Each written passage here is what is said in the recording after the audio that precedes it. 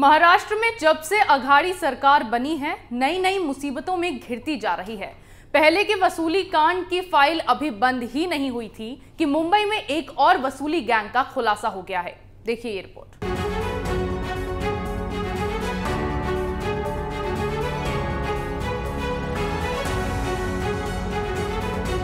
महाराष्ट्र के मुंबई में अंगड़िया व्यापारियों से कथित वसूली मामले में महाराष्ट्र कैडर के आईपीएस अधिकारी सौरभ त्रिपाठी पर लगे वसूली के आरोपों के बाद उन पर तलवार लटकने लगी है। वहीं डीसीपी सौरभ त्रिपाठी ने दावा किया है कि उन्हें अपने सीनियर के दबाव में आकर अंगड़िया फिरौती मामले में फंसाया गया है। त्रिपाठी के वकील ने उस रिपोर्ट की कॉपी की भी मांग की जिस पर सौरभ त्रिपाठी पर अचानक आरोप लगाया गया था। हालांकि जांच शुरुआती चरण में है और याचिकाओं को रिपोर्ट प्रस्तुत नहीं की जा सकती। इस दौरान जांच अधिकारी ने कोर्ट को बताया कि भगोड़े घोषित किए गए सस्पेंड डीसीपी सौरभ त्रिपाठी ने मुंबई सत्र न्यायालय में अग्रिम जमानत मांगी है, जहां पर बीते गुरुवार को जस्टिस आर.एम. सदरानी के समक्ष सुनवाई हुई। ऐसे में अनिकेत निकम अपने मुवक्किल सौरभ त्रिपाठी के लिए बहस कर रहे हैं। दरअसल वकील अनिकेत निकम ने कोर्ट में दावा किया है कि इसके पीछे का मास्टरमाइंड ओम बंगाटे है। वह है जिसने इन अंगड़ियों को धमकाया और उनसे जबरन वसूली की। इसमें सबसे जरूरी बात यह है कि वांगटे, कदम और जामदाड़े इन पुलिस अधिकारियों से की गई पूछताछ में सौरभ त्रिपाठी के नाम का जिक्र कहीं नहीं आया था। जब वे पुलिस हिरासत में थे या मामला दर्ज होने से पहले भी नाम नहीं आया था। जिस दिन इन्हें न्यायिक हिरासत में भेजा गया तब अचानक डीसीपी सौरभ त्रिपाठी का नाम कैसे आ गया। साथ ही त्रिपाठी पर इस मामले में लूट का आरोप लगाने वाली धाराएं पूरी तरह से अवैध हैं। सौरभ त्रिपाठी ने भी इस मामले में अपना शुरुआती जवाब दर्ज किया है, जिसमें उन्होंने साफ तौर पर कहा है कि हमारा इस मामले से कोई लेना देना नहीं है।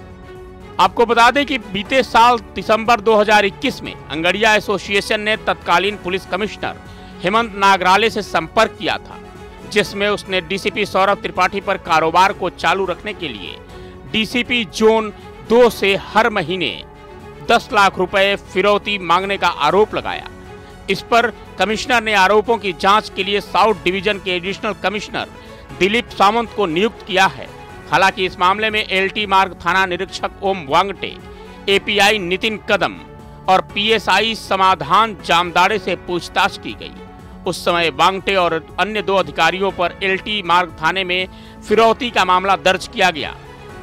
आपको बता दें कि गिरफ्तार अधिकारियों पर दिसंबर में अंगड़ियन एसोसिएशन ने 18 लाख से 20 लाख रुपए के बीच गबन करने का आरोप लगाया था। उनके खिलाफ आरोप दर्ज करने या उनकी अवैध गतिविधियों के मामले में आयकर विभाग को सूचित करने की धमकी दी गई। इस पर त्रिपाठी के खिलाफ आगे की जांच में फिरौती का मामला दर्ज होने के बाद मुंबई पुलिस ने राज्य के गृह विभाग को पत्र भेजकर प्रशासनिक कार्रवाई के तौर पर डीसीपी को विभागीय जांच के लिए सस्पेंड करने की मांग की थी। त्रिपाठी के खिलाफ 18 फरवरी को मामला दर्ज किया गया और तब से वो सेवा में अनुपस्थित हैं।